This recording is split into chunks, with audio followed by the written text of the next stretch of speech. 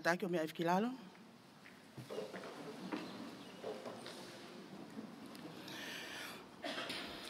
Tapki he awhio e otua i o tau hao-hao-nga. Tapki he kele tupua o e lotu pea moe ako. Koe maa imoa e whale o tupou. Whatapa ta hine princesi. Angelika Lātūfuipeka Tuku'aho. Whatapu atu ki he kautala whikaula, tau iheni e a koe ni. Whatapu atu ki hau eiki. Tala o whaki he ai whatapu. Ka tā ke tau kamata e whatongia. Laulo taha mo mahu inga o e a koe ni. Kono hifo aki, pea mo e whakamo ontohi, ai maa imoa whautohi, ai tahine ko princesi Angelika Lātūfuipeka Tuku'aho, ko e Ngafa o e Fefine pea mo e Tangata Tonga. Ki mua pea uhoko atu, te whahoha atu i helea whakapapalangi, ko hiko ki nau tolu o tau kau whakataha i heni, pea mo ki nau tolu ku kau mai i he ope. Your Royal Highness, Princess Angelika Lātūfuipeka Tuku'aho, members of the Diplomatic Corps, honored guests, ladies and gentlemen, may I seek your permission to commence today's significant event, the book signing program for Her Royal Highness's brand new publication, Ko e Ngafa o Fefine pea mo e Tangata Tonga. And to commence our program, I invite the chaplain of Queen Salote College, Reverend Mosese Vakasiwola Halaufia, to lead us in the opening prayer. Thank you.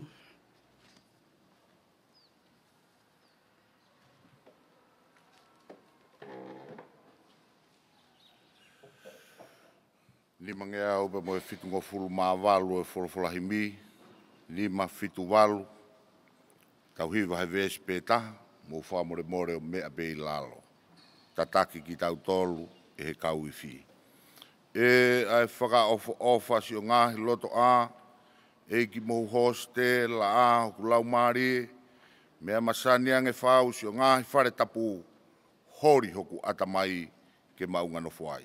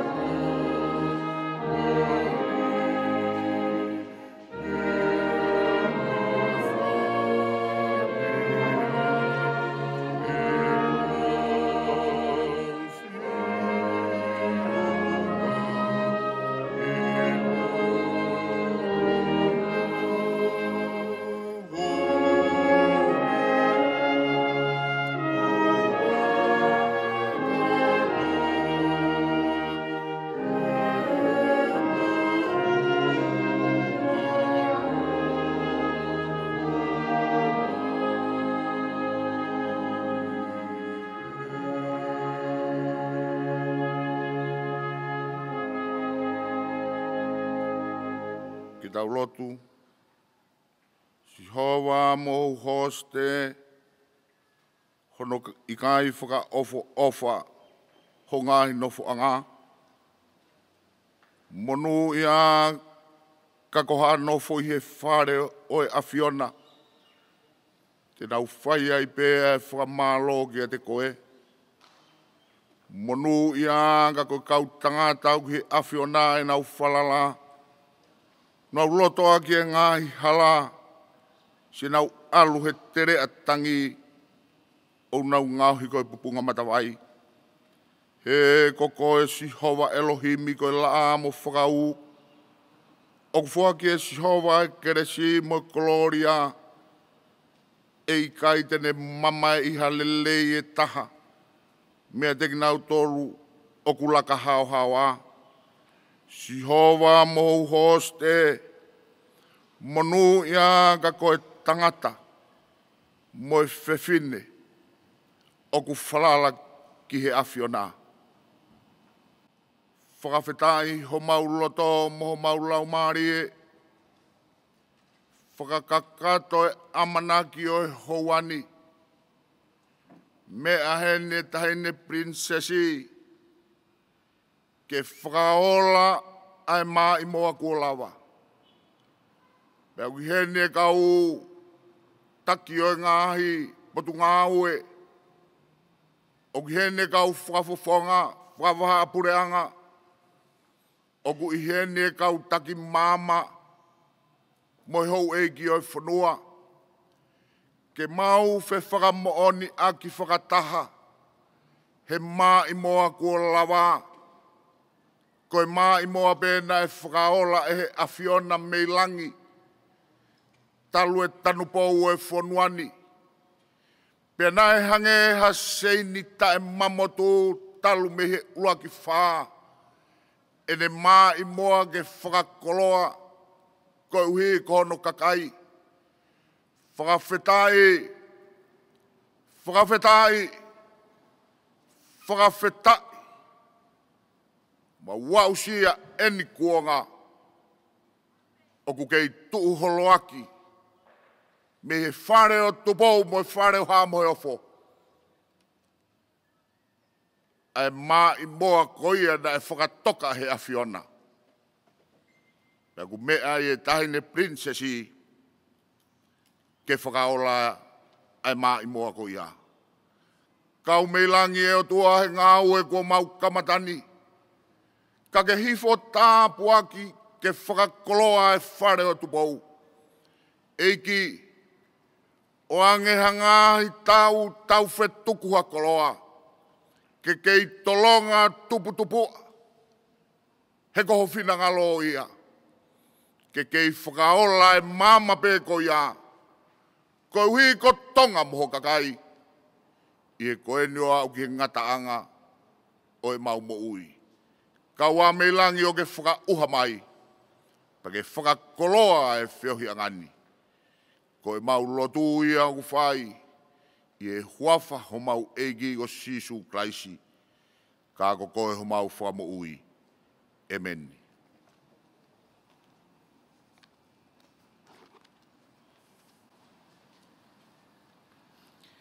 Malo pito pa ko whamalo ki he whaiwhikau. Mo se halauwhia i ono whakakato e lotu e pongpong koe ni, mo tuku hatau tāpu aki. Taine prinsesi ka ma a ho eiki o kia peki polo kalama, o tufo futufat peki he whahinga. Koe hoa koe ni te o atai ai ki lea taitari o whafofonga i ata i o wauni. Pea kahili lewa ia, pea o ku whakawhi i lewa e whanau me he kolis Queen Salote, ke nau whakahoko haki i whameite, ko uhi koe aho koe ni. Ko kole ke o whakamalmalo a taipe, he whakatapu kakatu ko whai he kamataanga i poro kalamani. Ka ata ke o taitari loto mawhana ki moutor hono kotoa, ke he polo kalama mahu inga o he aho ko e ni. Taine prinsesi Angelika Lātūfuipeka Tuku'aho. Whakawhetai ai whakalau maari e lelea e wheitu una. Whakawhetai ko e maa i moa kafa ko whai e wheitu una. Hoku mga tuunga ai ho mea mai, pia maulele mai, ke inasi i he koloa ko ke whakatahataha i maha o kakai, ka koe tala ia o e whonua. Koe tohi, koe Ngafa o e Fefine pea mo e Tangata Tonga, ko hike mea i e hou eik, pea lawe i he tonga kotoa, na e pākia i waf maa woua, e he kautaha koe Twinnies Publishing i Australia, koe maa i moa ia, ai tahine prinsesi. Pea ko hifo aki ai tohi i he o whonua mulina, kau kai ke melemo i he wheitu una i ki fo i piri o te.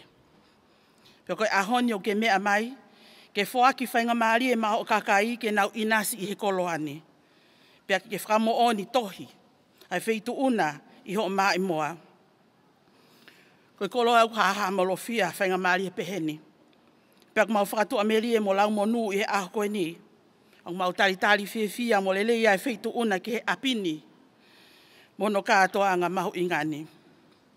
Tai fia foki mo tol hon kotoa pe.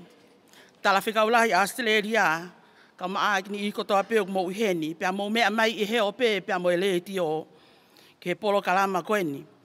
E tohi tongia I he tau manatu ai aho maho ingani, pia mo hono ngā aue.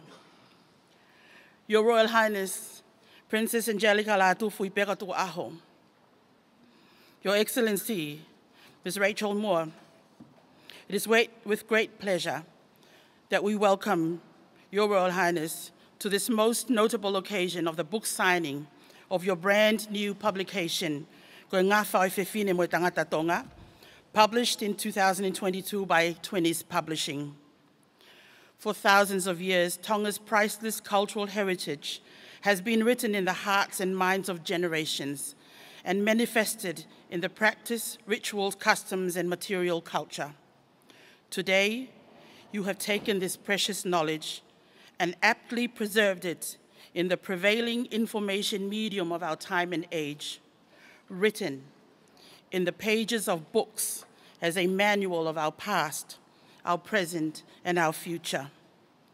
You have structured your book in a readable manner, Tonga-friendly, age-friendly, in language and in style, to match the interests of your target audience.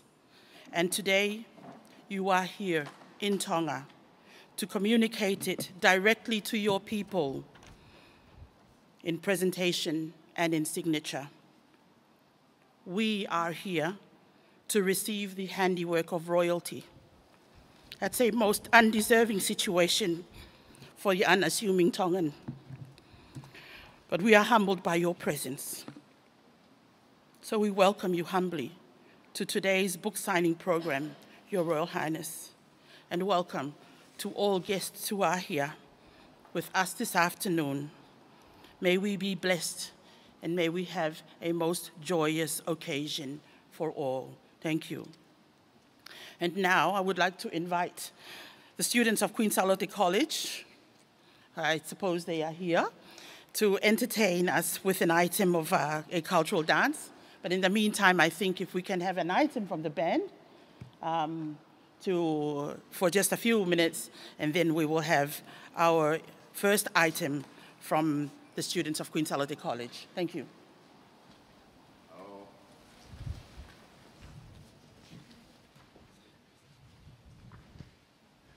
Foma folanga tonu tuni me he holo o ko si Queen Salote. Mo le en fo ave de tonga tonga mo lava mai keni. Ko si fatawa tu kamata fatawa ko ia tohi. Panga e te au ni manoa ki tohi pe e fo mo hoa fa ke taine pe mo mo imista panga te au ko mo ta mo e imista pe mo e taine. Ko mo pere panga ngo fulu. Ko mo planetary panga to noa. Ke tau dat beke ngai fo me te kada hoko atu ka dar vivet mo dole ta mini ngawa ma ke hala ko ia huma me hala ma kolo ko tau biko he parking ko huma biko he mata ba ko uto hi beno to ko to ai e dam ko to hi fa abito to ko ni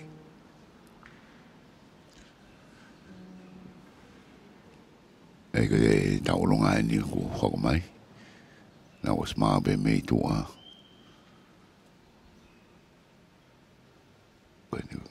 Kau fia ko Queen Salote.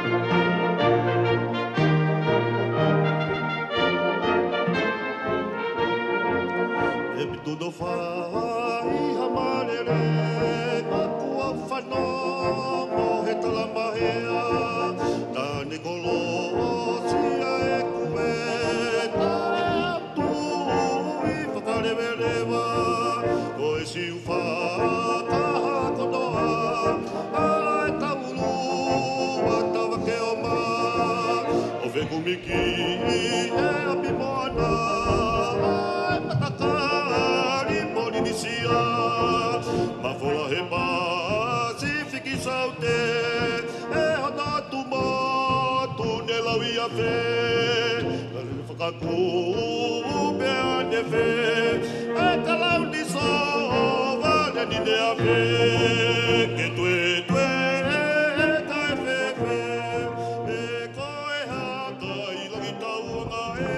Kau taulonga ni na osmau be tawa koe kau fi.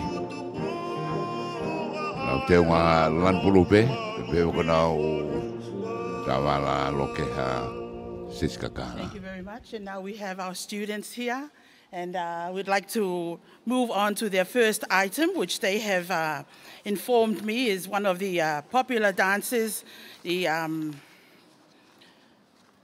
Tawake, by Her Majesty Queen Salote III, a composition for the now King of Tonga, Tupou VI. And how about a round of applause for our students here today? Malola.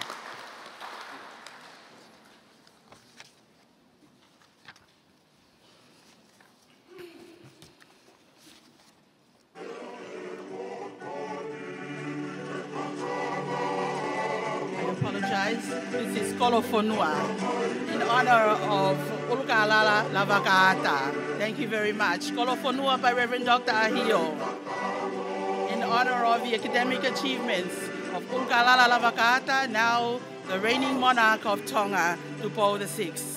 Vela, vela whanau. Matakai, pia hufonga fiefia.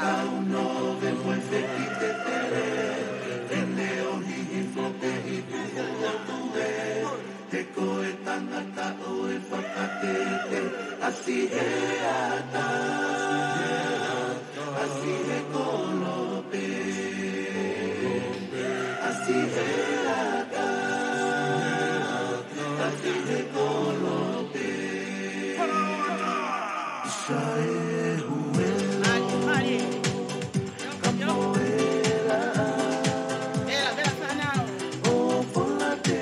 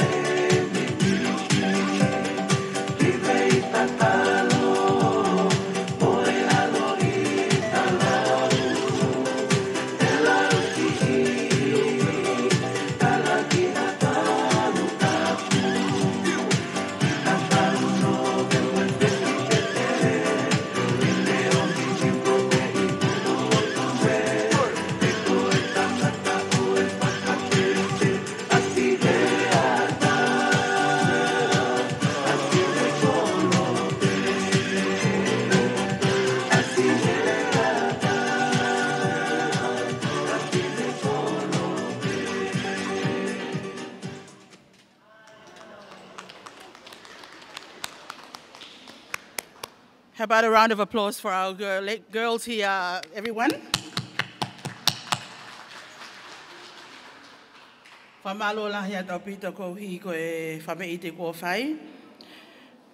And now a moment which we all look forward to, the honor of inviting our most esteemed royal author, authority on culture and tradition, Her Royal Highness Princess Angelika Lātūfuipeka Tuku'aho, to please read the foreword of the book.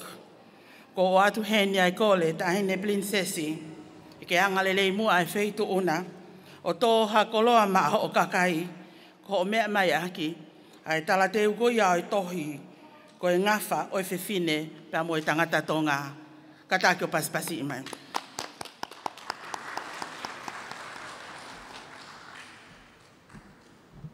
O kōkole ke hu whanga ngai talawhatapu a whaki, kai ata mo au ke whahoko at ai talateu. O kwa me e tala e whanua, ko kakai tonga, ko kakai ngā aue. Tui o tua mo ofa whanua.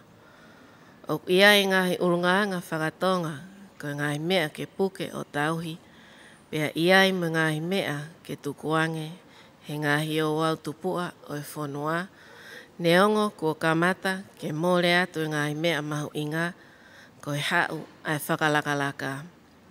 Kua pau ke tau fua wakai ki hono lelei, mo hono aonga, o ngā ue ngahi o wau ke tauhi, he o kune hai e nofo ai tonga ke mauluta mo melino.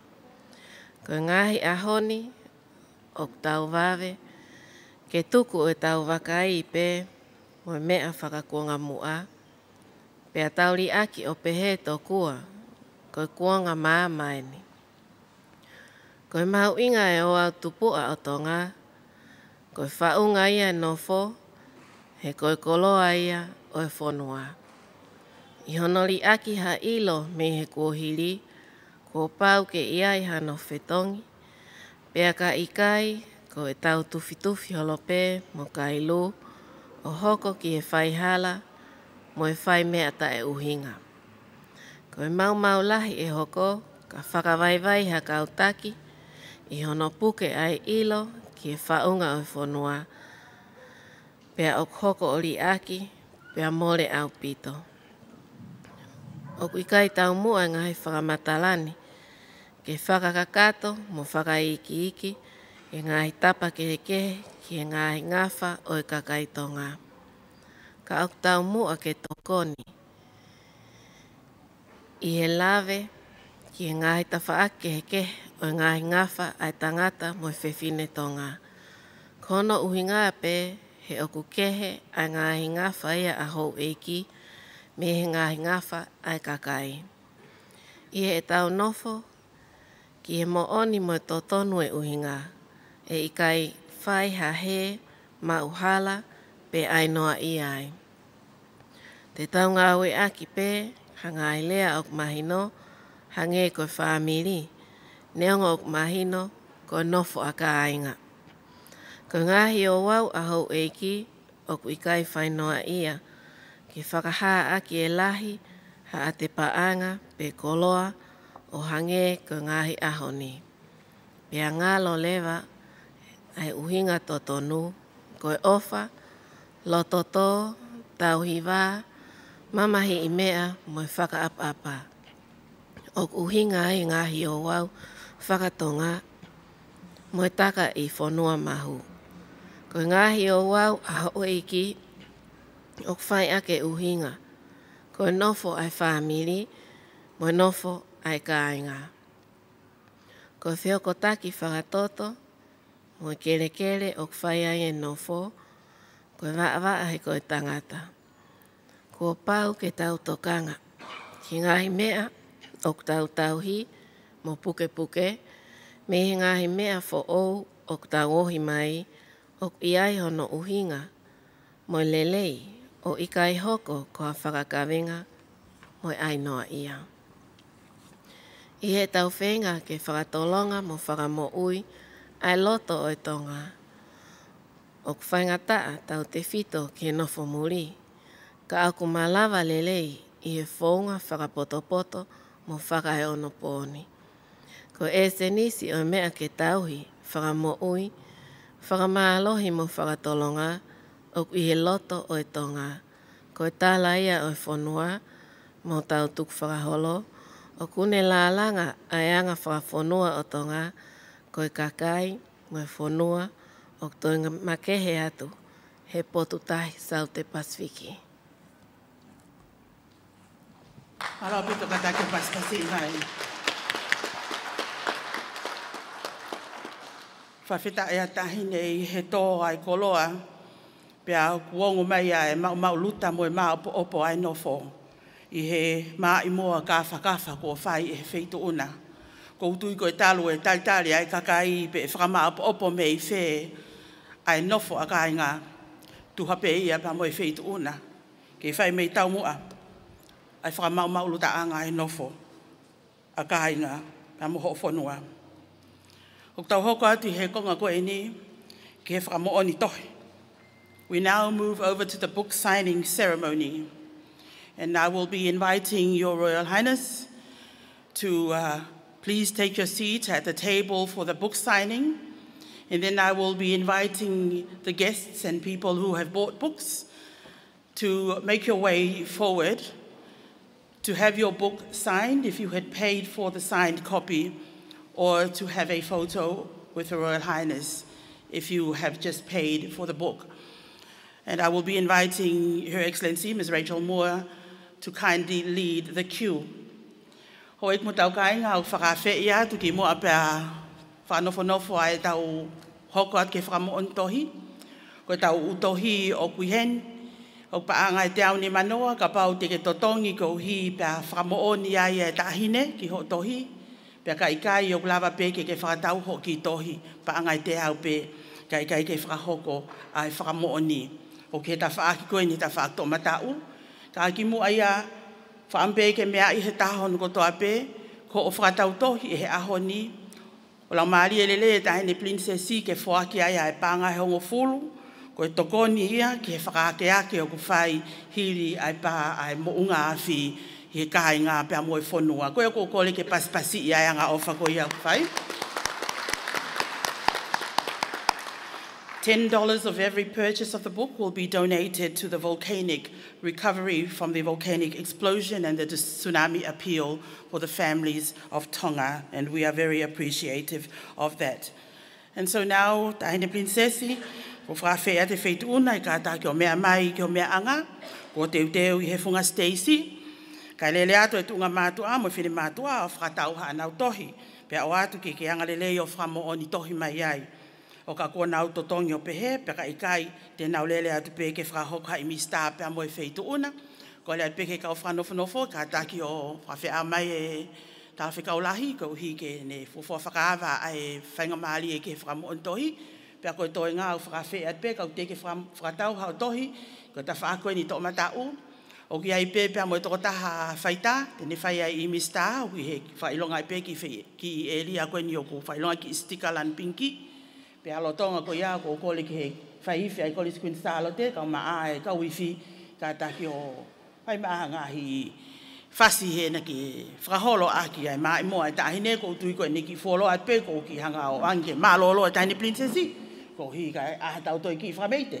Ka e kai ke utoi whakalolo a tuke o ngā tahe hao e tau whasi, ni ihi o kumau moho o mautohi mo ka taki o lava mai pe. Te unga whamata apule pe, pia ka taki mo mea lelei pe, ai ngahi whainga maali e koe ke... Walwe tu puni mani me holo kun Salote, koe ni kua kamata tamini. Toi mi te wahiwa tamini ki he ua. Pe whamanatu atu e o speni e tolu, whainga maari ke mea maari tamini taki e ka o whatau, me ula ki fofua whamotua, whako ia e taine, ko Rachel Moore, tala whakaulahi ko ia a Australia. Koe wata e tamini mo mea makeni tamini ulahi api te holo mai koe e tamini, ngau mea pe hala koe ia me he hala wakolo, o hume e pe koe tohi mo utawa koe ku wasmawat pe mi ai panga te au ni manoa, ka whamon huafa taini ho tohi, ai Moimoi mista, panga te au, ka pai kai whamon huafa, kai ke ai pe hamota, o koe wamo pere, playing cards, panga e hongo fulu, mai I miss koe me tohi o plus pe ai, pe koe pa mo e diary, tohi noa, koe play na diary, panga e tolu noa, Koe katoa e mea whatau koe ai aho ni, koe pesete hongo fulu e whatau ko tō pe, koe mea awhai e tāne. Ki ngā tōla ngai whamiri koe ne wesia, i he mō ngāwhi, pia mō tsunami, me hunga tonga, hunga haapai. Motor koe nai toki mea mai ke re te o, koe no tonga lere e programa koe ni i he holo korisko Salote he taimini, ke whainga maare ke au mai koe ni kō kamata. Mā meange e whotutu koe ni taimini, he palani koe nei whako kimoa, koe whainga maare e ke whamoni huawhai. Koe mahu inga koe ia o e whamoni huawhai. Pe koe whamoni ha tahana ne whatu koe ia tohi, o koe mahu inga ngai ho tohi, i ho tauhi koe ia. Tohi kia ke mau, koe maare e koe tohi koe ni, o ku takafi fefeka, pe koe whapalangi, koe hard cover. Muso pe pepa koe ka ureka koe ke hea koe, koe hard cover mo soft cover, o ku hard cover ai tohi koe ni. E tolonga nge ai. Pe ka walewa ke whamoni huawhai, ai tahine. Ka koe mea ha molofia e ni. Ai tau mao whainga maari e behege, mea tono mai e tahine na ne whatu e tohi, koe tahine mei whanelahi, o whamoni huawhai, i ho tohi. Ko toi koe ni au ngā pito ki na mea whange koe koe no tuku mai he tahine ane nai. Ai tala teo koe a tohi. Koe mea ni ke mahino o hui kai ke aska katoa i mo whakai kiki a mea koe toa kwhi mau. Ka koe hulu hulu lerei taha e ni ka koe tonga. Tangata mo Fefine a e tau ngāwe hala aki. Koe hui tau he, tau mau hala, piku tau ai no ia. Koe tokonia, ai tohi koe ni ai he tāmeni. He kumahino hoke a ngā koe e tau sio. Ai o wau koe a hou e ki, oku i kai ke ai noa ia ia. Koe mea bea a hou e ki. Teke mao me tohi koe ni. Toko lahi a bea kiu he tāmeni, koe i ka bau pe mao hatohi, wāme mai he tāmeni ko e whene koriskun Salote, nau whai pe koe ai Whama e te taimeni kai hoko hoko atu koe tāno pēno whilawe i boi mahu inga koe ia o e tohi. Ke maheno mai rewa ai tau whai koe ai mea o hala. Pe koe tau mau ko hala, pau tau pehere ba tau tolu koe whakakawenga. Pe koe ai noa ia. He ulahi ai hiki koe ki muri, pia whakahoko halai e tau o wau whakatonga. Koe tohi e ni, koe toko ni o whitaheka koe, to horo pe mo koe.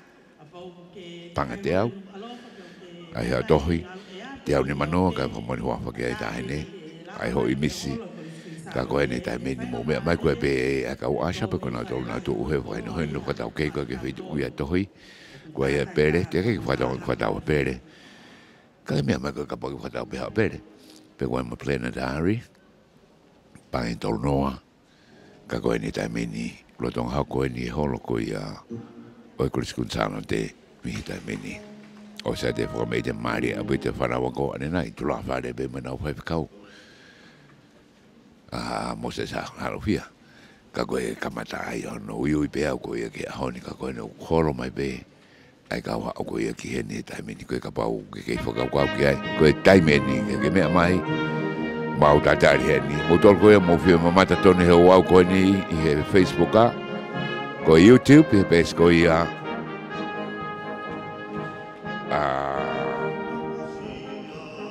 Paula Moimoi Latu. Mau whengau a kwata hatu, ku whamatara koe na aku, atu atape mo ia. I he Facebook a he taimeni. Mo tolu koe ei muri, te utoki e katoa sila, ka wai whatau mea i ho motohi. Ka ko motolu i Tonga ni, i Tongatapu ni. Koe monu koe ni. O kuto o taha be ne au mai koe ni. Koe ei taimeni, to lerat moi broadcasting. I he taim tatau be, i he taimeni. Koe ka motolu mo mea ki ai, koe ni rotonga whai ai o wau he taimeni. Mea mai rewa ki lere, maari e pehe o te ki lere wawe alan, apu ke koe ka polisi. Ka ke au mai ngau e mai ki hala koe me hala maha kolo.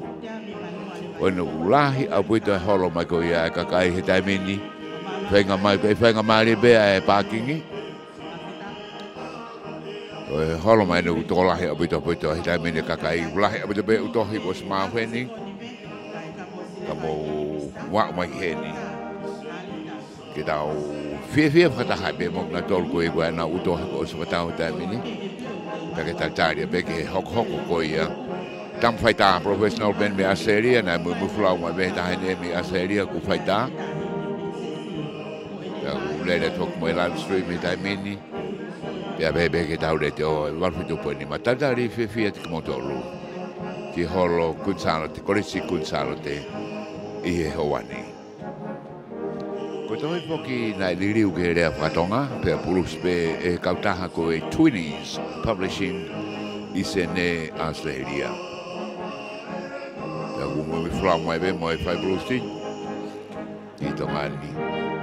I he tohi o kuhaha mrofia kene o mai, ko e tokoni ofi, kia koe tonga.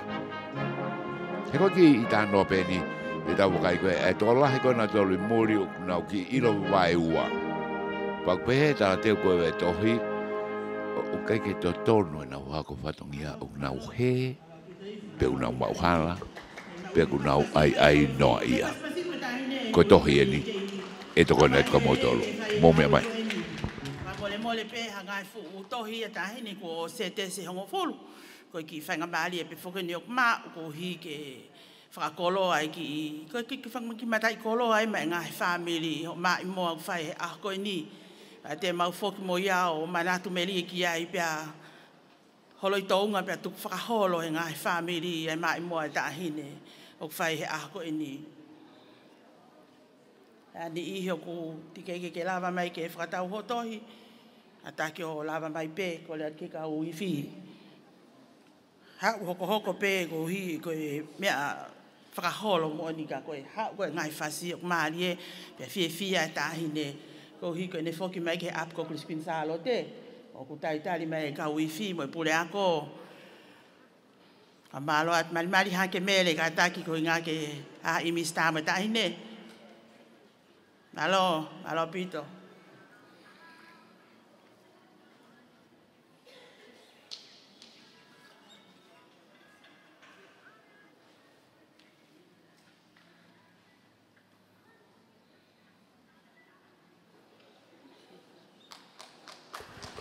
Kage ko e lava to e tohi. Kako whanga mari la he ni ka mo tolo ta mini mo lava mai. Nge ko lava ka pa ko ke tau I apina. Tu kwanga na dolo kauleka pe kai ko me ofa.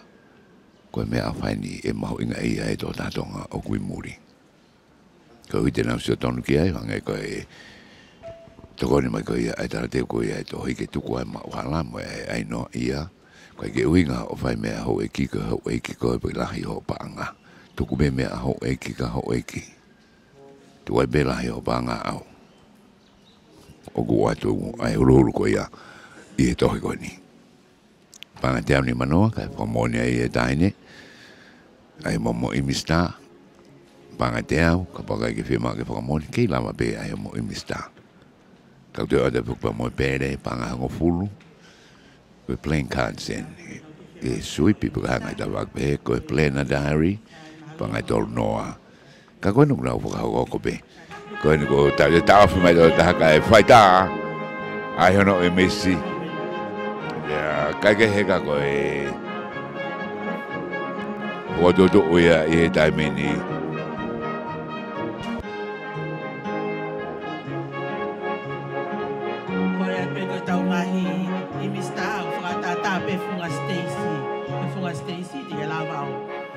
Malolo hi foai ko hi kai to ka mosi pe ho fangi lai ta au ki I mista pa mata hine bela ko Fefine bela ko Salote fa feta I ko fra kolo au fai mai fonua fa ma po tau tala ko Ngafa o Fefine mo Tangata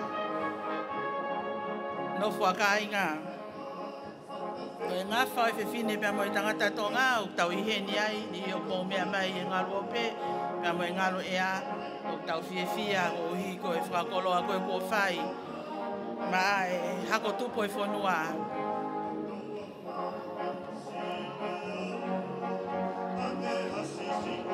malo kalafi malo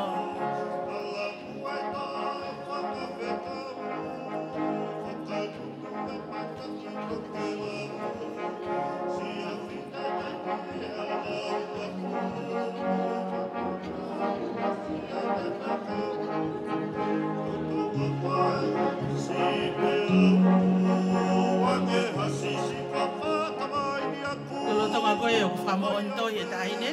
Kau whamoon, kau ni I kou whakatau tohi. Ko mea pe o hanga mai ki he mea whaita he malawa pe ki kamo se ai pe tangata whaita ai ngai I mista. Lolo tonga ko iau ngā ue koe nyok whai e taine.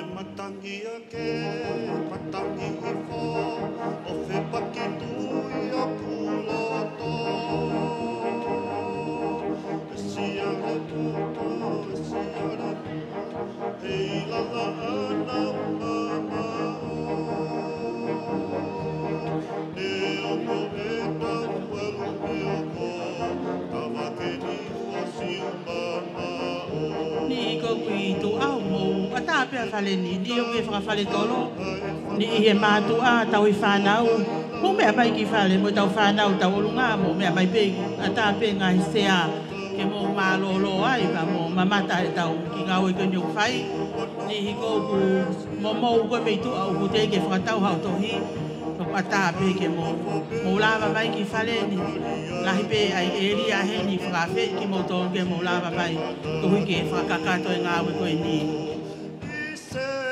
Malo tahi ni ke mawili ke whakakato e whaamu ai tau whakatau tohi e ahu koe ni mari ai kau fōfu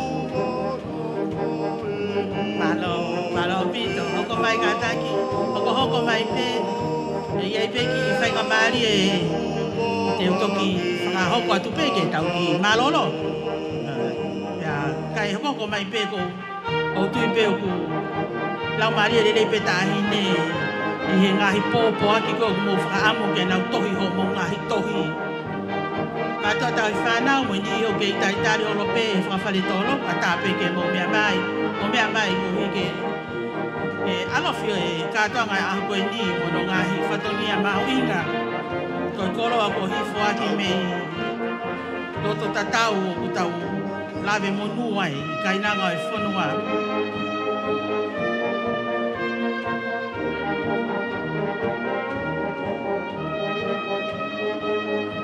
Ni pia mo e ope. Ko la ve pe o fa ma fola hanga tonu pia mo e pe ke live stream. Ko ata pe ke mo fetu taki mai ko hi ko ha mo fe mau tohi.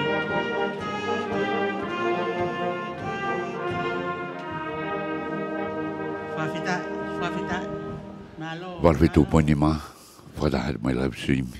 I brought home FM broadcasting, mo Paula Moimoi Latu. Me he fa moniko ia io no hi foki ko ia tohi ko fatu ata hene princesi Angelika Lātūfuipeka Tuku'aho donga ko ta mini hol ko e kun Salote.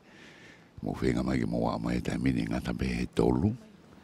Mo fenga mai ia ke famoni hoa fata ne mo tohi panga te ni manoa pego fata e be mo imista mai ta ne panga e te au ka go tohi o ku hat kawa mo me ai be he fangi be pa ko ia fana wa ko to kia ke klasala hi una wa ke hat kawa ke tolonga ai tohi ko soft kawa nge fangi be pa ke he ka ku hat kawa ai tohi ko ia ke me mo inga ke mo hanga o fatonga i Pulusi he Twinnies Publishing me sene a seria wi he le fra Tonga mo le fra Britania ko e toko ni lahi au pito ai toi ko ni ka mo tolu.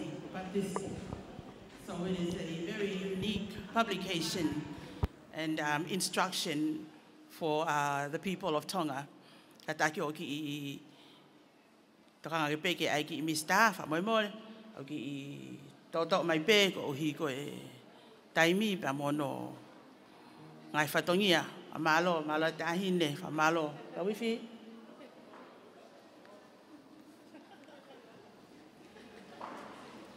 pe mau fi ta hine pe ku mau ke te o se mau fi ko hi ko e mai po ka be ko do mo ne fi ma ne toki mau no fo hange ko ho me a ke mau to ai no ai hange ko Tongatapu ke mau to le ano ai pe fai tai uhinga ko o me whakahino hino tonu.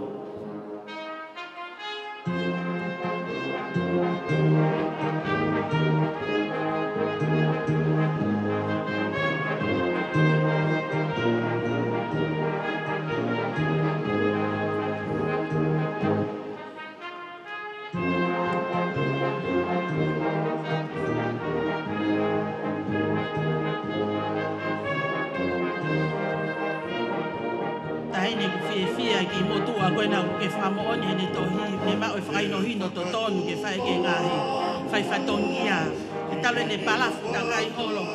Malo pe ne hao he, pule ako se atou tai, ka koe ni ko o mai e whakaino hino to tonu ki ai, ke he anga e nofa ka ai ngā.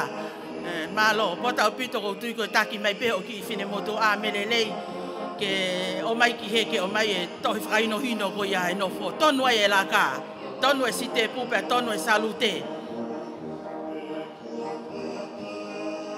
Vela, vela.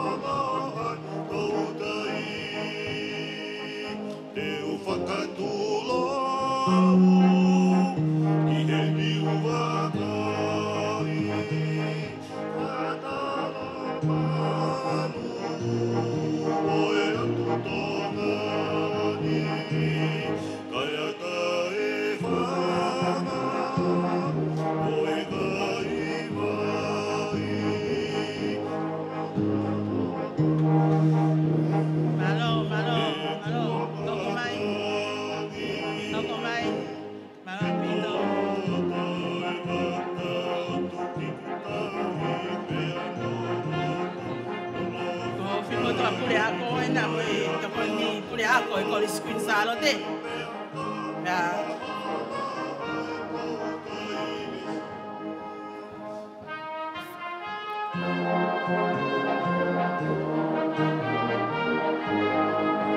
Malo beta hine ke me ahi fo pe ke popo aki o kore atu ke angale le pe fitu una o famaoni ko tohi ko na e fo aki a ko e pale o e kapiteni o e kolisi ki he wafe mau wa ko whakailonga ia. Koe anga ia e mau vela. Taine ako e kolisi kuin Salote. Haupe whakakoloa. Whakakoloa ki ho tunga whine mātu a api ako tupua na ea. Ako ia e wheitu una. Malo. Pule ako e kolisi Salote. Pea pehe ki e tokan pule ako malo. Kei mawivia e tahine. La mali e lelei ke whai a e whakamuoni mo e whakakoloa. La vei peo ku ke iai pe tau ki whainga o ku nau kei toi mai. Koe whakamooni e tohi ulotonga whahoko e tahine o ku whoaki e tohi ko ia ma ai kapiteni ia e kolisi kuin Salote ke he wafe mahu o wa. Ata ko paspasi i mai ki whakamooni ma ke he ko ia whai. Ata ke ka wifi o hao hata ngai fasi. Ko hi ke whakaholo a ki pea e whakamooni koe ni o ku whai he tahine.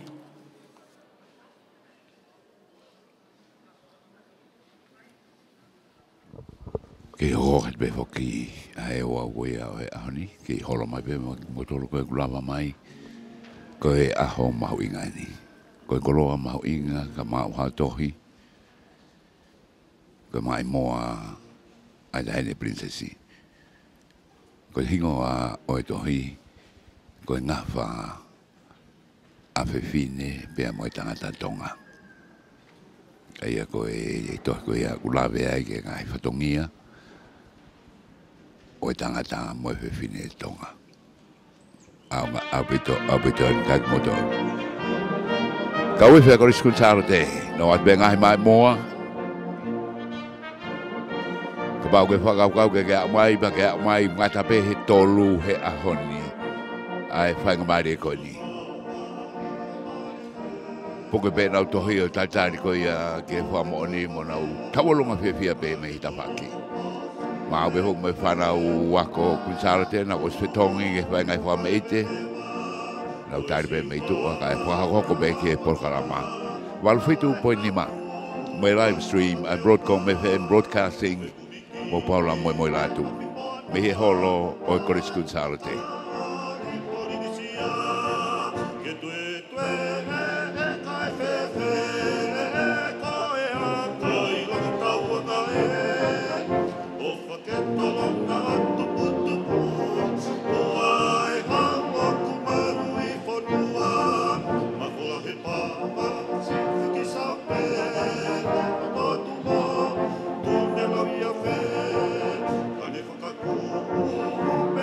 Fe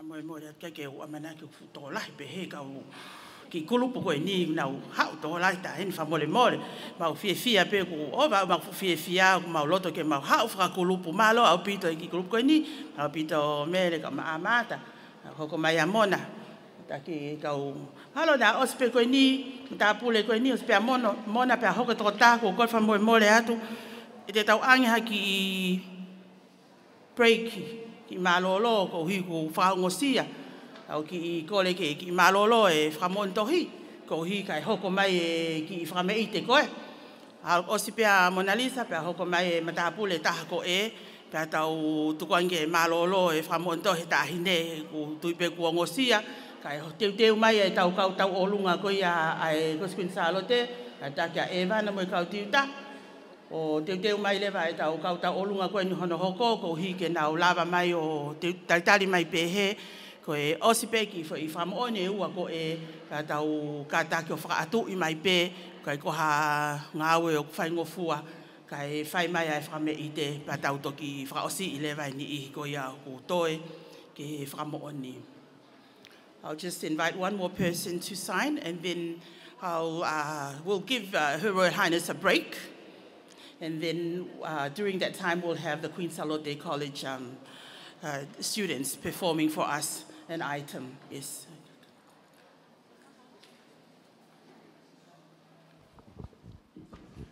Ko holo ko risku Salote ia e ho tani. Kei tai tai fe vet motolo ko hiri ka fa ki malolo ka ho ka te fa mai te ko ia fa no ko. Ma mai ka talunga me tu kau ke atape ai whanga mari ko ke mo me mai tai mini ho to tono ai wa tai mini to be ho taha ka ke whanga mai I whanga mari ha molofia ko ni ke tau ngau e whata hai o mono ia ai ke fo mo oni ma motolu ia honi ko e wham ko ke mo lava mai e ko mau inga to ko ni te toki me ai be ho mau atu I ho lau ko ia ai tohi ko tala teu na tuk mai ko ia nei ko me ko to pe fela ve I mo e fatongia mo e Ngafa o e tangata mo e Fefine Tonga Tongan lahi apito to lahi ka no muri na fok mai Tonga ni fehala kanga be me ta hine nei tuk be me a ho e kia ka ho e ki kai ke unga lahi o paanga ke whakahoko hala I ko e o hi ko o he ko mau hala pe ko ai no ia anga hi o au ko ia ko whahoko ka mora to me mai ki wal fitu po ni ma FM Moi live stream ko Broadcom FM broadcasting me holo ko risku Salote pe ko ka paro mo Latu ka mo me mai to be ho taha ke mau he ni be wow ke o sko Ke toi lau e toi tapu ia mahale ki lau o tohi ko hi ke maulele e ngai tala o e fonua mo moni na fo tau ki le pai whakakato I ki taim koe ni ke malolo e tahine te amo tau taitari e kau tau olunga ko ia ai ko Skin Salote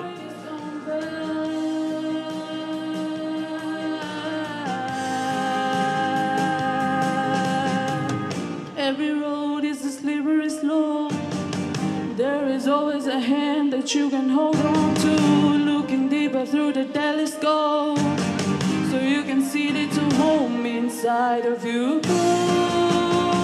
Just know, wherever you go, you can always come back home. Malo kata ko paspasi mai tau whanau pa mo hiwa koe ko whai ai ne princesi ko whinmato a tau olunga in me ko Queen Salote ko pinki whanau koe ni te nau o atu ai mai moa ai ne Queen ko unga whonua Queen Salote te poutolu mai moa ko e tawa ke mai tamai Wha pito nau teu nau teki tua niu ka hoa ka kala no o koe kaka Wha pito nau teu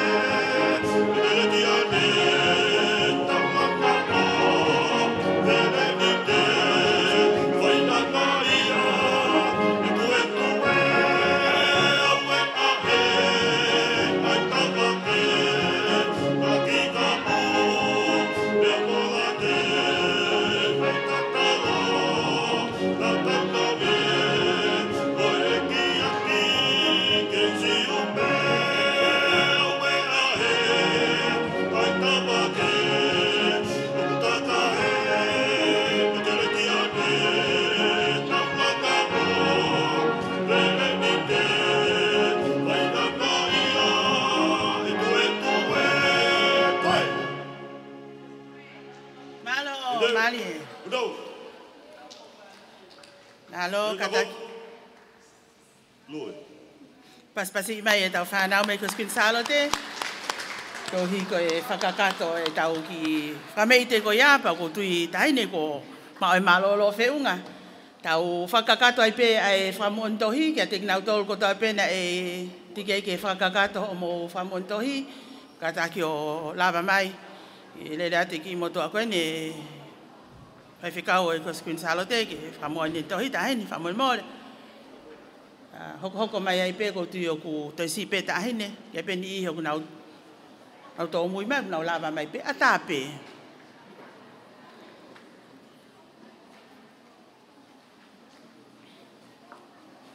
Ni kua ku toki lava mai, koe te pile ni o ku iai ai utohi, ke whakatau, i he haotohi, panga te au, pe te ani manoa, hape o pe mau, malava pe ke totongi, o tau lotonga whakakatoa ne ngā he whamontohi, Ya whamalo i ta ahine ko hi ko i ke i lau maari lelei ke whai ai whakakolo a koe ni o kukolo a ia ai whanua.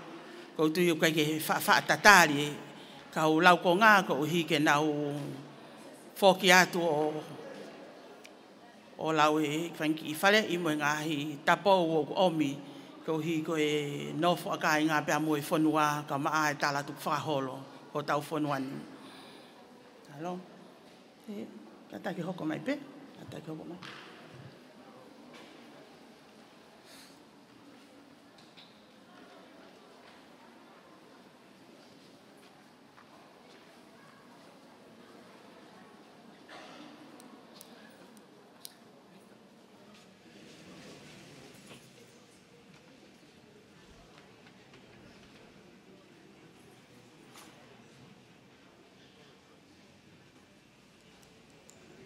Oke, whatungia ko ia ai programa whamoni wahu koe tahine ki tohi ko ia kutuku mai. Ko Ngafa ai Fefine pea mo i Tangata Tonga. Loto whaha koe horo kun Salote hoa tāni. Ka uifi be foki ai koris kun Salote mo na kua utamea na whae whakamei te ahoni. O sa rene nau tau lunga ua ke toi me benga tau lunga me tua na te ko se malolo ko ia e whakamoni ko ni ai whainga maari ko ni e toi hau tu oua ko tau heu ia ha molofia ai whatu mei wharelahi mai moa tohi pe te whakamoni hua whaki ai whainga maari ni ke maa te tohi ko ia ko Ngafa o Fefine mo Tangata Tonga. Takafi fefeka ni ke toronga le wa tonga mo le wa Britania a nga ni ko me ofa pe ko tahi api o ke la pe ai lai fa we hu mai nga hianga fo o me muri ni la ve nai ni me ko ia e tala teu ku more atu nga hi me a fa tonga ko pa ke fetongi pe ka ikai ko hu mai me fo o pe tau ai no ia le va. Ka ko tohe ni uhanga pe koe hau ki tohe ke lawe mau pe ki ai pe haha no whakahau koe ngahi whatongia pe peheka ki motol koe ai mori motolo i Tongani motol koe ai mori tala whaaseni te tai minu kei whainga maari pe toa pe ngai miniti ni manoa i he tai mini ki he o au koe ni ke mo ulawa mai ki heni tahane me afa mau inga au pito pa be ko nga to hita he ngai la perie ka ko e to ni au nga ki ko ki api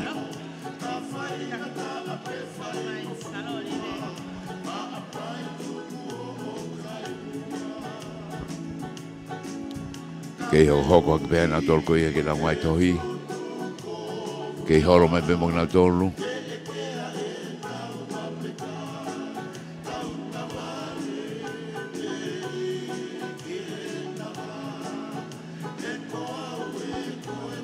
be mo tata le fe mo tolu ka tonga ko ni go atu hanto no ia i live stream ai broadcom FM broadcasting e ya Paula Moimoi Latu mo fenga ka taha boy wal fitu ponima me Nuku'alofa me holo ko ia ko risi ku Salote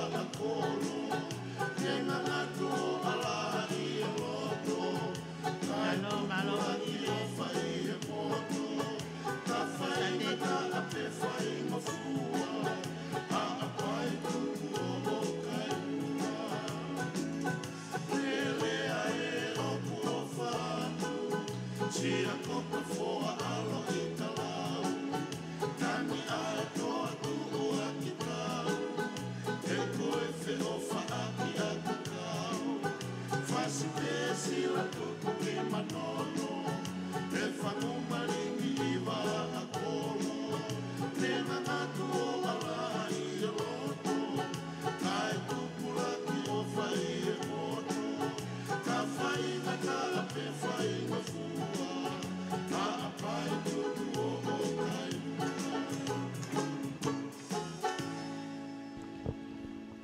Ngai mai mo be foko tu kwa tu he ani me horo ko ia o e kolisi kun Salote ko e ho wat be foki ko ngai fo me te be i ro tonga ko ia fo mo ni wa fa tai ne ki ne mai mo a fa tu to ko ni ko Ngafa a Fefine pea mo e Tangata Tonga. The essence of the Tongan man, Tongan woman. Koe mai tawa ke mo mea mai ki ai i he hoani. Albert Taimi, mo to mai ka pati ke mo mai.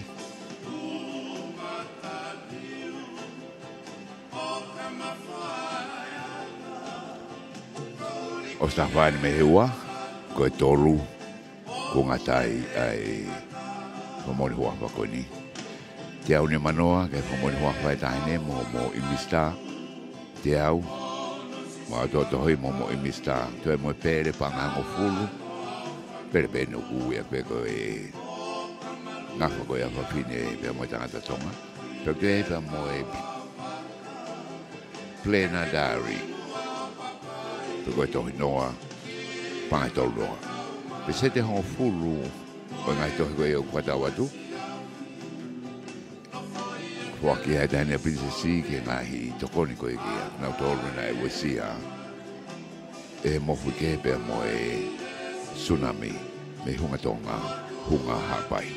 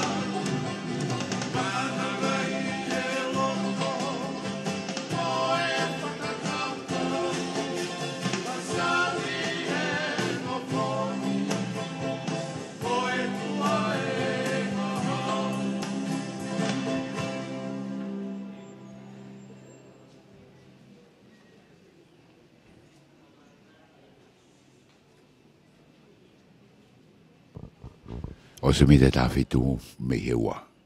Wal fitu pone mai ve ma fa folanga tona tu me oro koriskun Salote. Yo au ko ia fa mo hoa vai tai ne. Ki to ko ia ko Ngafa o Fefine mo Tangata Tonga. Ke fa ngamali pe ko nu ke kiu pe ai ka fatau be ho tohi te au ni manoa.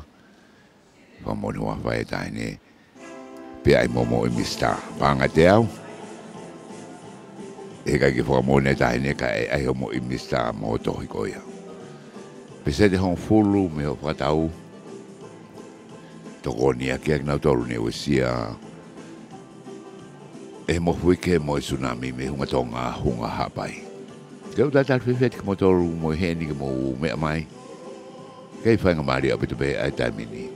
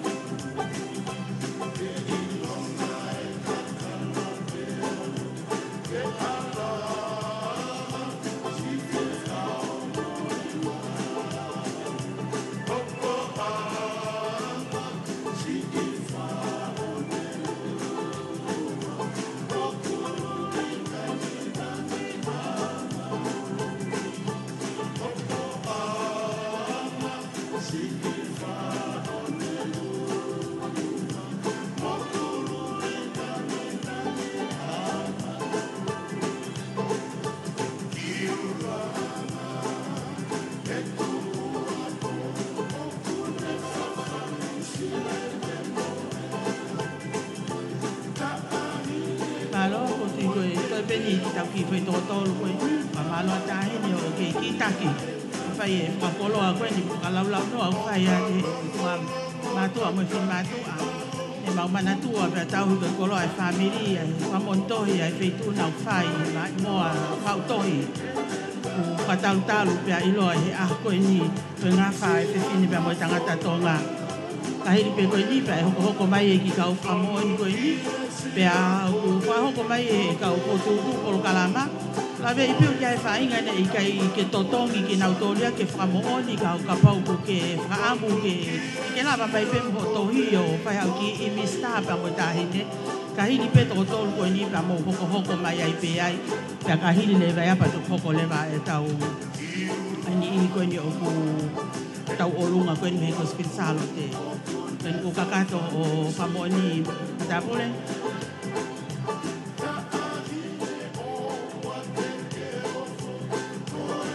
Malo.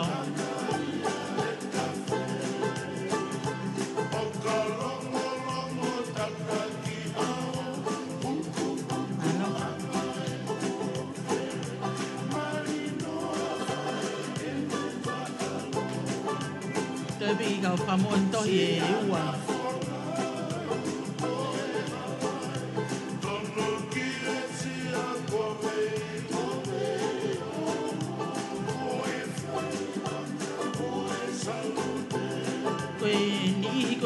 Kai ke whamoa na ke tike totongi ke whamoa ni kau ke puke ana ke totongi pa ngai te au pe ko ia kau ke whaam ke lava mai mo o ki tohi ke ai pe hau ki i mista pa matahine koe ne hiri ange pe koe kau tū laine koe ni o koe ko e na ke lava mai pe tau ki tau hi pe tau taimi ke lava mai mo o ki tohi ko lava mai pe mo mea mai pe ki e peitu ko te tau fōtu ai o ku apa pia mo wheunga ke heanga ko ia o tau imista ko ni o whai mo tahine e lava pe ke mea i he ke tamuti whapei lalo he Stacey pe ko o ke kai whape he Stacey pe ko tūpe ke ta whaaki kai kamosi e tangata whaita o mo imista ko tuipe ko ngai tā ko e ni e to whahoko mai he Twinnies Publishing pe e mao me i whe ia ko tui e posta ke pe o mo ngai mista i he apes i he Facebook o hiki ki toki lava o ave me ai o ki tā koe ni ai aho ni.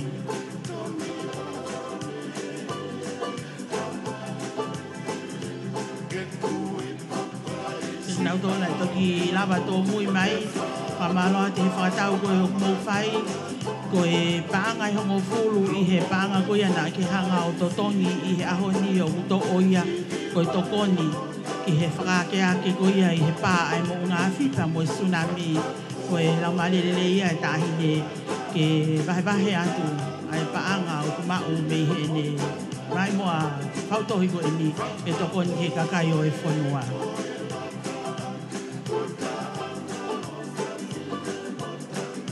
Halo, kata ki o kai mai pe tau taimi.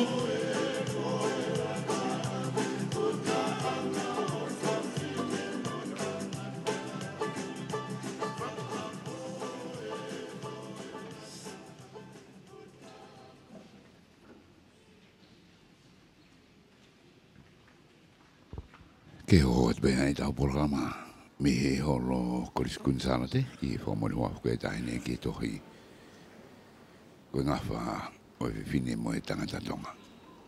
Mau inga pito.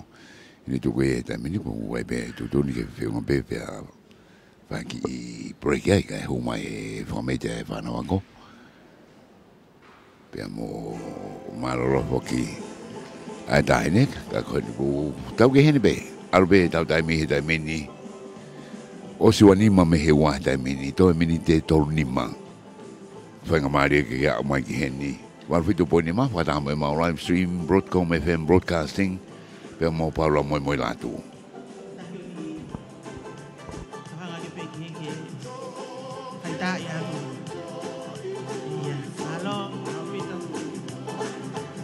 Halo, kata yo, nama Liliani. Asko ko ya, dia ada bapa mo igi utohi. Ko ya Alita. Apa ni laba pe ko ya ko. Kakato ko kalama e. Ahon. Tabe e pe ga fa hinga ia na osi.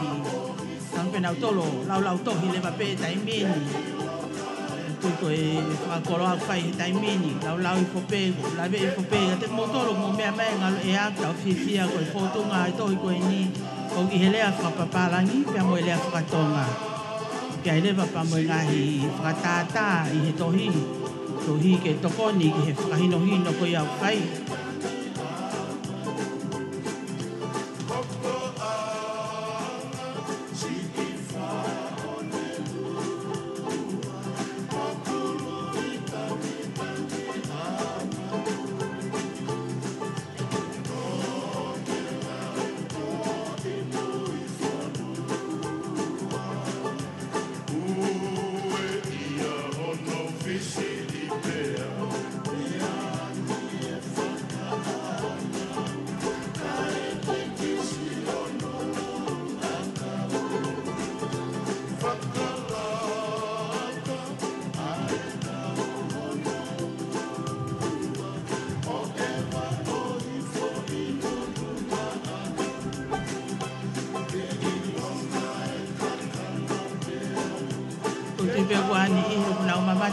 Live stream mo me mai he le tio pe ko ngalo pe o ko mau he college queen Salote polo ko ia pe ko fale frata anga e college queen Salote lo to Nuku'alofa e hata to na ki ko ni o ko hi fo ki ai tohi ko ia ko Ngafa ko Fefine pea mo Tangata Tonga ele afra Britannia the essence of the Tongan woman and man duties and responsibilities.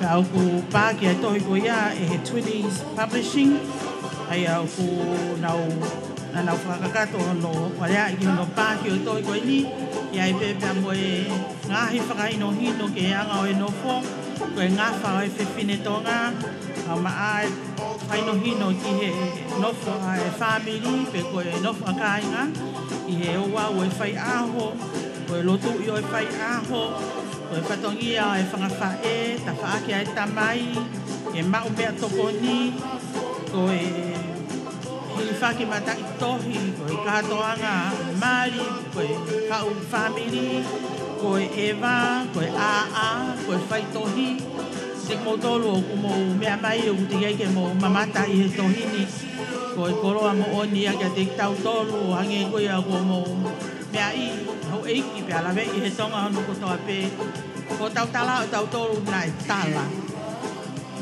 Na e tu olo aki mai me tau tangata ke tau tangata mo hono whakahino hino, pea mo hono whakahoko, ka I he ahoni ko tohi. Ka ahoni ko tohi, ai mea ko toa na e tala, pea o ku whakamau ai ai tala o e whonua, ka mo e tala o e nofo a ka inga, he ko e whakahino hino ku tō pe me I wharelahi. Pea o ku mautai ai no fo. Pea ka te nau tolo ku te ke lava mai ke whakatau hao tohi. O tui ko e tātai ieni o e whainga maari e whakatau tohi e aho ni. Ke lava mai o whakatau hao tohi pea ko lau maari e le tahine. Ke tāna uta wakai ko ki ai. Angelika Lātūfuipeka Tuku'aho ke whakamo'o ni tohi. I he ngahi tatau ko ia ai au whakatau. E ono kai ngā e whakamahino. O ku whamawhai i. Ai tala koe ni kohi ke whaino hino ake ai nofo ai whamiri pa moe nofo a kai ngā. Wakaitana i taimini ki heni, i taimini ko whakatau wha, ko whatonga te karasi whakatau wha, whakatau tolu. Lau tuku. Kai aki ai ka e pese o ngeu ni mafitu. Ia koe tohi koe ni o whakatakafi lelei, takafi fefeka, whaofa au pito, tolonga ki he anga o tauhi, pea koe anga koe o ku pakai hifo o tui pe, o ku kai ke ngata pe i he kakai lalahi mo i kau tau leke leka, te nau lava o lau ai tohi koe ni kai a o hifo pe ke he tau tuku, pea o hifo pe ke he taulonga i whanau i he lau tohi kure anga, koe tuunga koe ia o lea o malava pe ke nau lau. Pea kou tui pe ke ngahi apiako, koe tohi lelei e ni ke whaino hino aki a e tala whafonua, tala o Tonga, pea lau ko ngai pe a e tau whanau. Mana pito linda, ku whamooni o tohi. Kataki o lava atu ko hai peo toi ke whamoon tohi, kataki o toto mai. Tohi koe tau taimi. We are particularly pleased that the book is not only an English, a Tongan language book, but it's an English language book as well. It is a bilingual publication, and so therefore it is not just limited to Tongan-speaking population, the Tongans in Tonga or the Tongans overseas, but also for the young generation who are overseas, who have not managed the Tongan language well. It is also written in the English language at a level which is easy to comprehend and to understand, and it's also appealing to the visitors to Tonga who wish to know more about our culture. And in that way, the book is a very valuable source of information and caters for a wide-ranging market. And we'd like to thank you so much, to thank the Princess for envisioning a very wide-ranging and broad production, publication that benefits not just the Tongan people, but also the non-Tongan speaking population.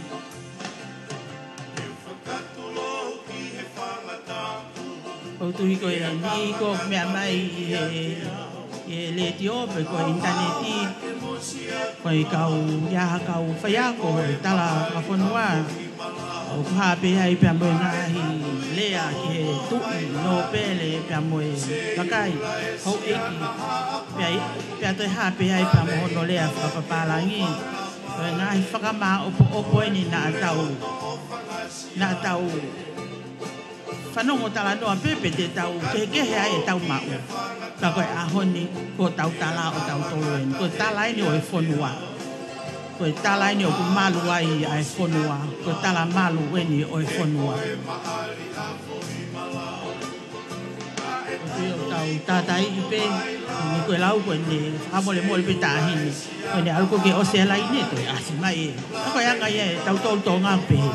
Au toki whatonga i hake pe, whakatoa pe mai ko uhihi.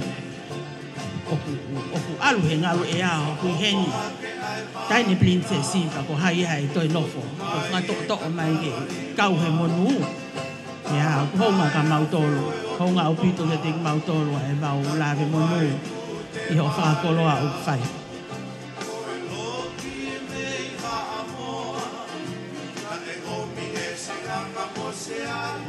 Alo.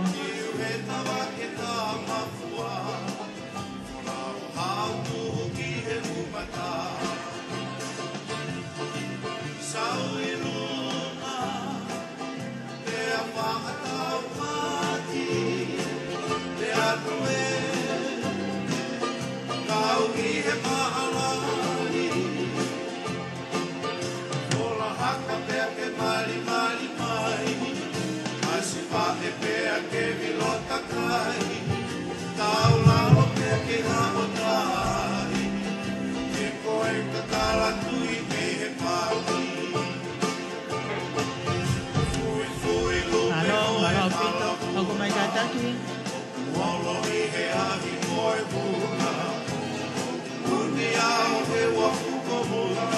Malo.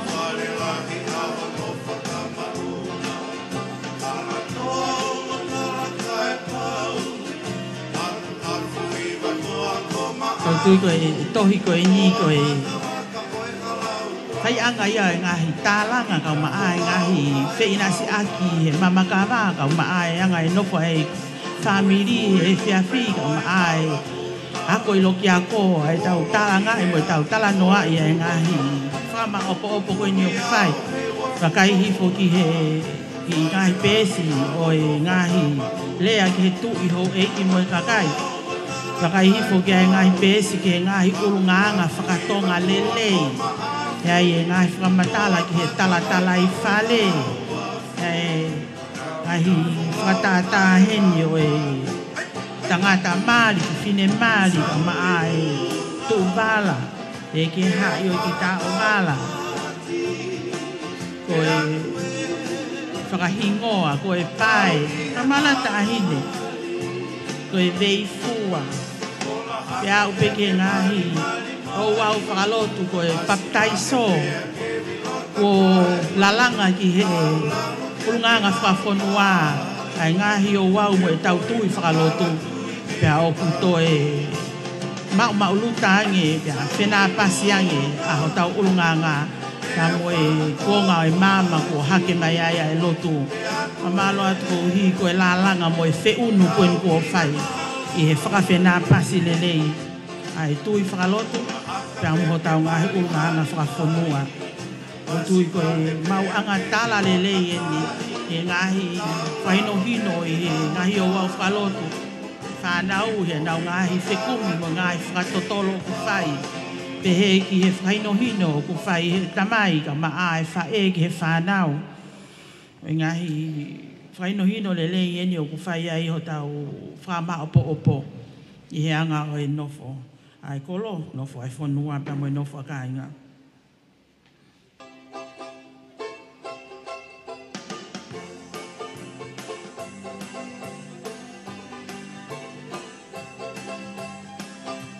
O wawakai whape ki he utohi koe ni ai mau te pire whakatau tohi koe ni. Alpe ke tai e tohi.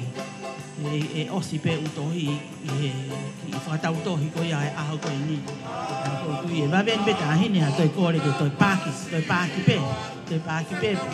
Tau tui pe koe ne lau pe he ka kai tō ngai ki toi koe ni. Keke ngata pe nau kore ke toi pāki ke nau toi kore ai beta hini.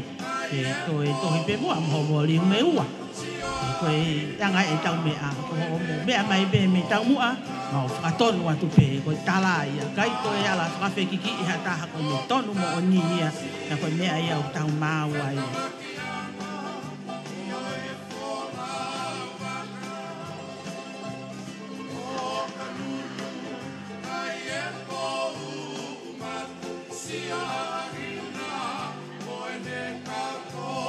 Malo kataki hoko mai, ko hei hoko mai.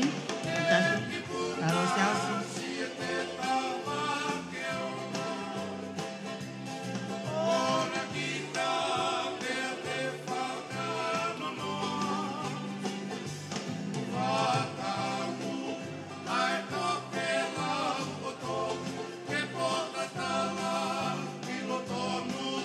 Malo, tau tui pe iaha. I fo ngalu o pe ia e hawai e ngahi Ngafa e Fefine pea mo e Tangata Tonga mau whangonga tu pe ke tataha po uri au kaba mai e ngai wahe ko ia I tohi ko e ni e ngalu o pe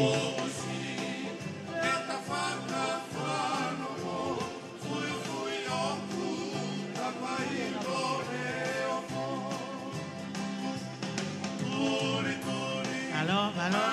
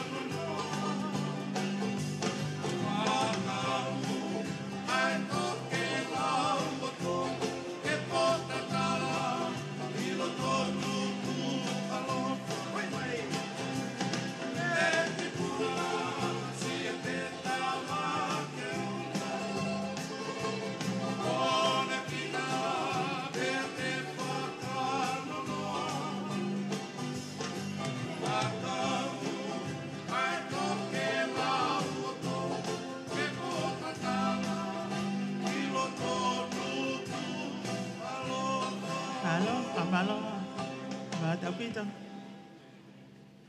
Ako may ay matapo le bani kata ki.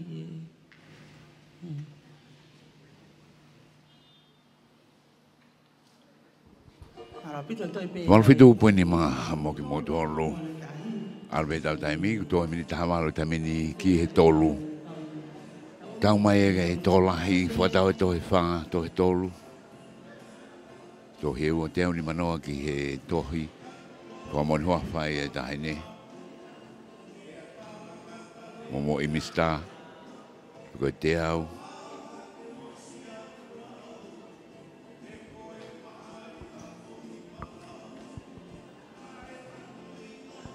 Ega whanga maari eni ke mō mai rewa koe huk mai whatu tuu kia tuki lawa maa o ai tohi te maha betu kohan tuu me he whare tohi koe oi o tua Ngafa ngan ato whi maa o hana toi pulusa mai paka second edition o tohi i he mana koa koe e hono whetu koe i he ahoni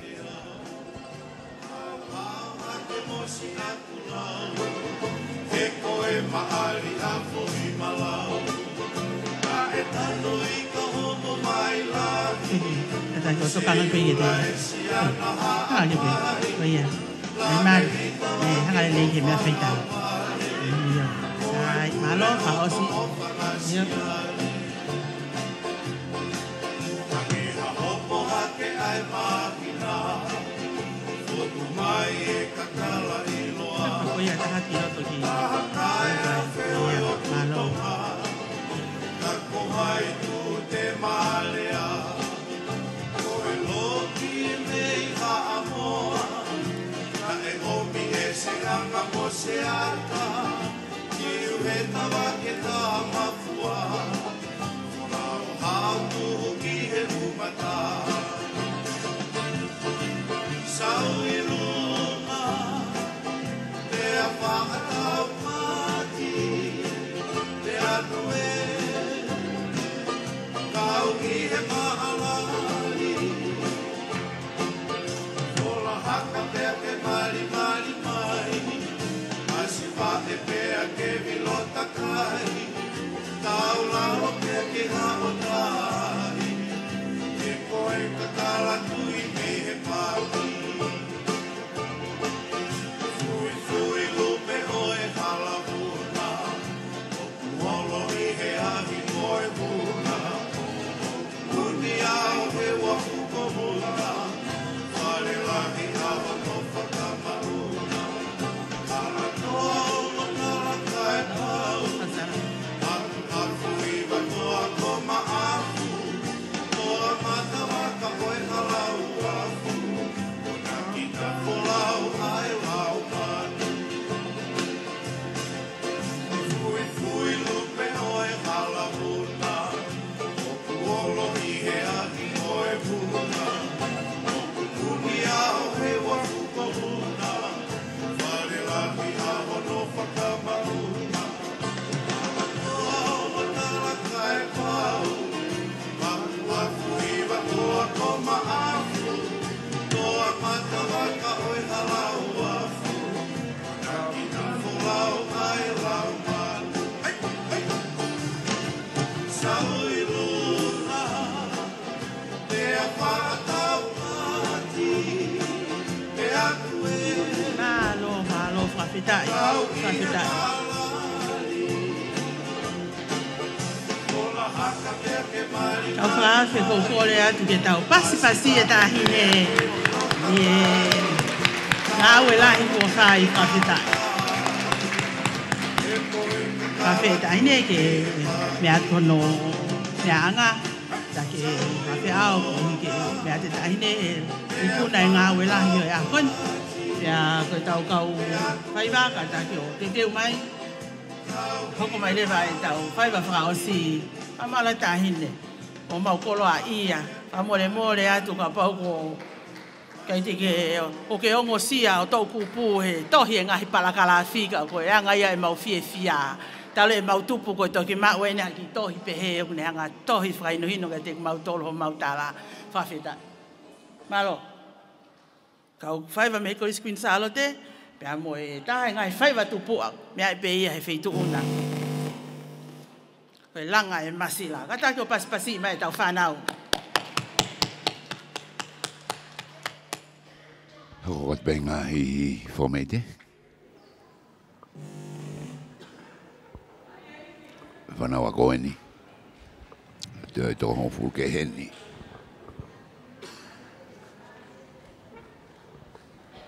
Ke moi whawa whanau. Teu. Lau pure oto. Te unga kakala. Te ki i tua niu befoki. Na wesa maire.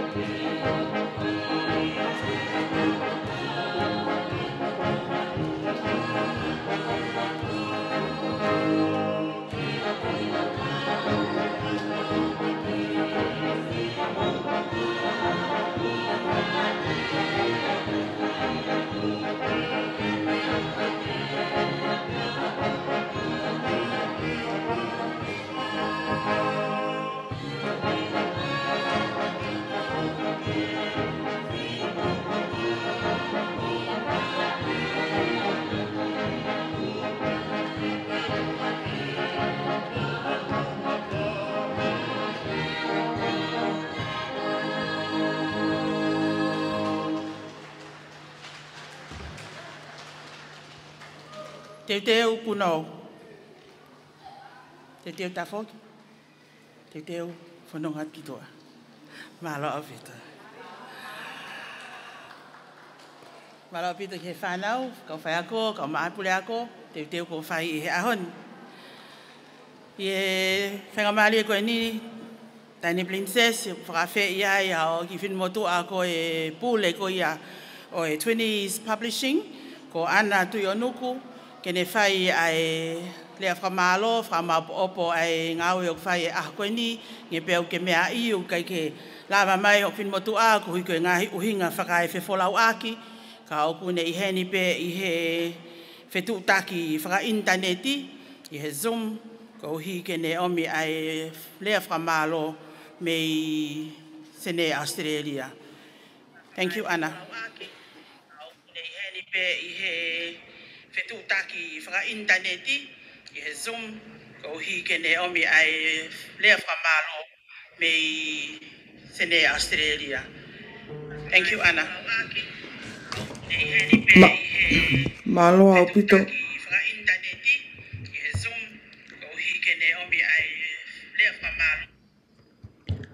Tapu pe mo e awhio e tolu tahai o tua. Tu i o tai mo i tānit. Koe alifa o meka, koe ka mataanga mangataanga mea kotoa pe. Tapu, pa moe tahine princesi, Angelika Lātūfuipeka Tuku'aho. Pea whamole mole tu ke unga atu. Tala o e whanua moe lotu. Kua whai he kaulea ko nau mua mai. Kai a tae whainga maari e. Ke upuke ke whai haki lea whakamalo atu. Nei he ulaki o e aho. Ne ka matai mai mua whatu tohi e tahi.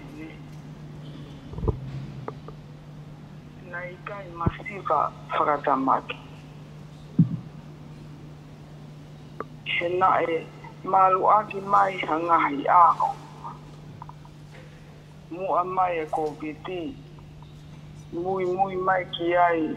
Ai mo unga Afrika umaa e tsunami. E whakawhetai. Nei tūkari te.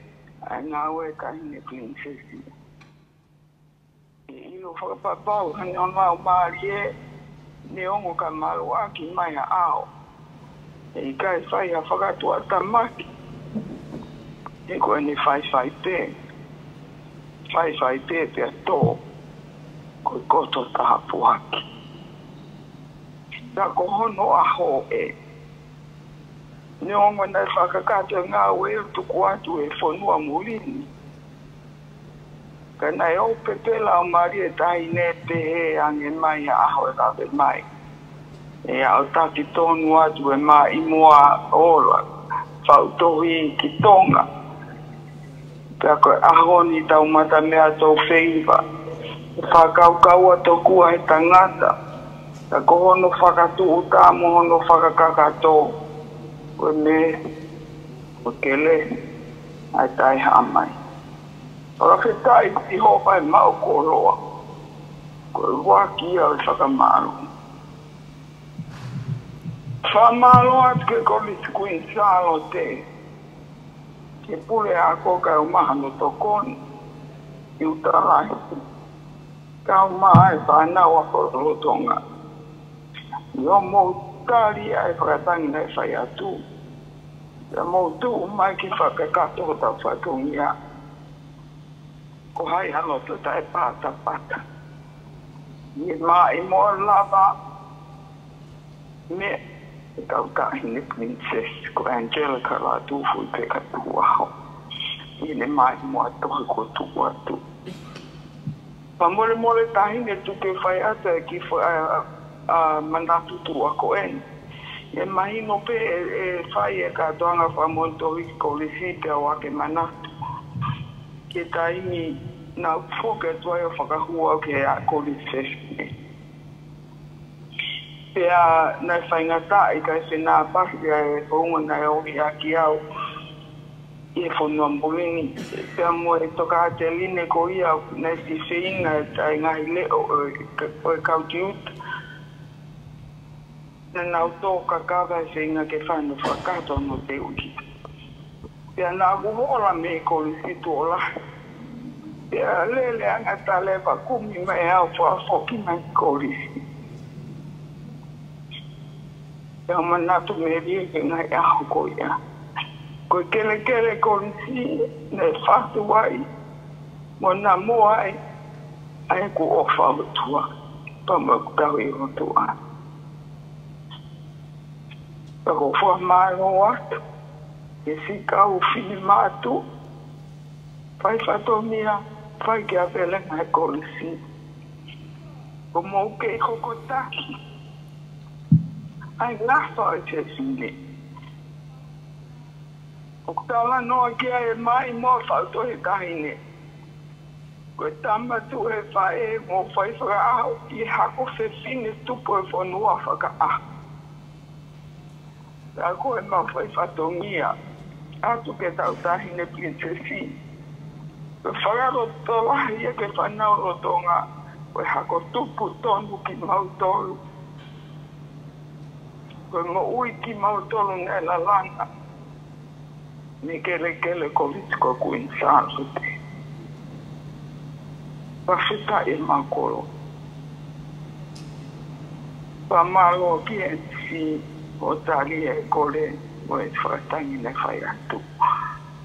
Ngāri poto e haho ko e tonu ko tātāku whai. Ia umau koroa ia na kotoa ai. Nei ai tere wholofola nā ku ahake po tuku mai o le soni po e hangu. Palo pea pe vai tātitu e tuaki tupa guai ko ngā lea koeni. Ko ia ku ne whiri ne lea.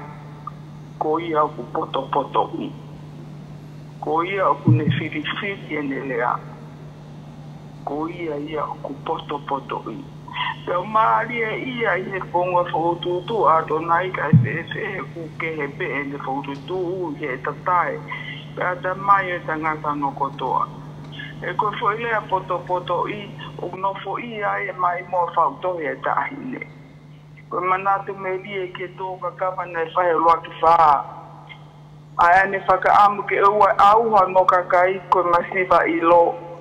Kai tonu ai whiri lea. Kai tonu ai whiri anga o e whai whatongia. Ko hui ke ho koe kakai tonga, koe kakai poto poto. I e lea. I e whai whatongia. I e tui o e te unga. Kaka maa puli holo e Fefine pa mo Tangata Tonga o kutona. Ne whai whatongia ki hono whāmi. Hono siasi. Ki hono whonua. I e kupu i lea nei toa ki e taine princesi. I e tala teu. O kui ai ai whakaamu ko eni. O whakaamu ke tau whakatolonga. Mo whakamu ui ai loto o e tonga. Tau whainga tā. Ko hui koe mariu e taimi. Ka apulava pē. I whaunga whakapoto poto. Ko vei te wholofola koe ia ani. Ko ia aku ne whiri. Ko poto poto i ia. Tau tāla noa whaatotohe tahine. Koe aho koe ni. Ke tau whai whakapoto poto. E tau whiri e tau nganga whatonga ke tau hi. Moia ke tukuange atu ke mori atu. Pea aku pehe. Ai manatu ke taimi nei whai ea no liu. Whakapālangi. Nei ai pēr ngahi lea ke lava ke to'o mai ai. Pēr nā mu to'o mai koe lea koen koe judicious. I e whakaukau. O kua nge tokua nai koe whale hopo. O kua awe rongo tawhati whakatou ohi. O whakahoko mai e na whakamatala kia e whakamau ke ne toku whiri. Ka koe judicious. We must be judicious in that we retain and that which is relinquished in our culture and in our tradition. That is the essence of the Tongan woman and man. Kako whakaukau lau maari e whatuto e tahine. Ke poto ai tonga hai whiri ai mea ke tauhi mo urunganga ke whakatolonga mo whakamuuia kai loto o tonga. Koe loto tonga o kuhiri o ai ofai tau i whonua. Pea mo one whahinohino whai wholofola. Neongo a tui mo a manaki. A kuhiri o pea ofa. E koe ofa o kune whongi a loto ke loto to. Ko ofa pe. O kune whakatonu mo hike ni maa ke tau i paha, me taha ke taha. Ko ofa pe, o kune o whonge tangata mo Fefine tonga te mo ui whakapa ata. Pea ko ofa pe, o kune o to lahi, ai Fefine mo Tangata Tonga te tau hiwa. Ko lea whakamalo ia, whakamalo ati ngai loto pale, o tonga kotoa I he ope kua mou whakata ke whakaau ki ai e mai mo whakito e tahine. Ko koloa ia e tonga ke tau nofo aki. Ko Ngafa o Fefine pea Tangata Tonga. The essence of the Tongan woman and man, duties and responsibility, Ko whakamalo e whakahoko atu tua o whāi. Malo apito anak kata ke pas-pasi mai. Pamalo ko e takato ia e ngā ue ko whai i he a koe ni, pamata hene ke mea o whakolo a koe ni, he kai ke uto e whakaloloa, kau tuku ke katakia e whai whekau o e koispin Salote, mo se te halau fia, wha osi aki a e ngā ue ni hatau lotu, pia kahiri ia, pia kōkore atu, ke whakahoko ai, whaswhafonua. Malo.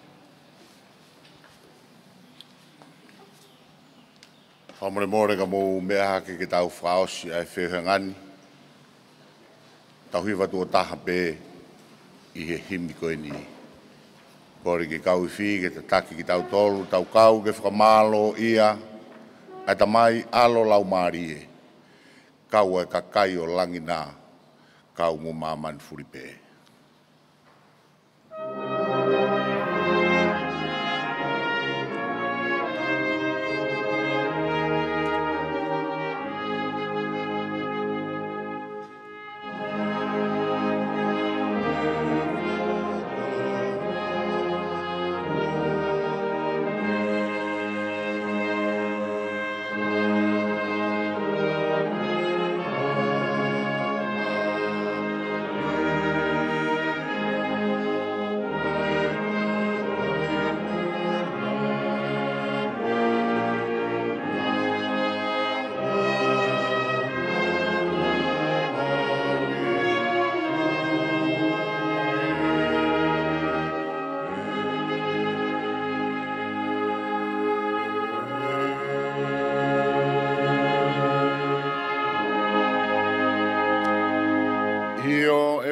Ko e maulotu ia,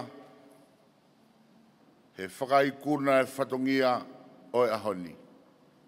Ke o ope e langi mo e koloria, he mai moa kua whakaola, ko hi ko Tonga, moho kakai. Me atu e tāine ki palasi, tāpua ki mo ke whakamonu me langi, ke to e whakaola hakoloa pehe, ko hi pe ko Tonga, moho kakai. Tāpua ki ai o tua mafi, ko ta mai mo e alo mo e lau maari e maoni oni. Loto iho alo whahe tahine, mau tolu ko toa pe o whai ke Tangata, pea Tangata. Amen.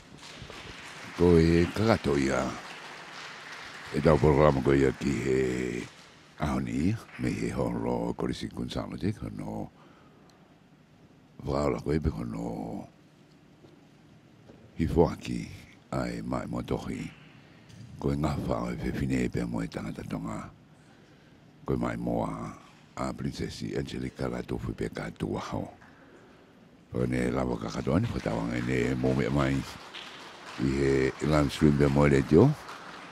Hoko atu ki tango ai programa ko e au ko me live stream ko Paula Moimoi Latu me he warfitu poini ni mahi le tio risate tana tohi ko au sa Slovaka mo mea.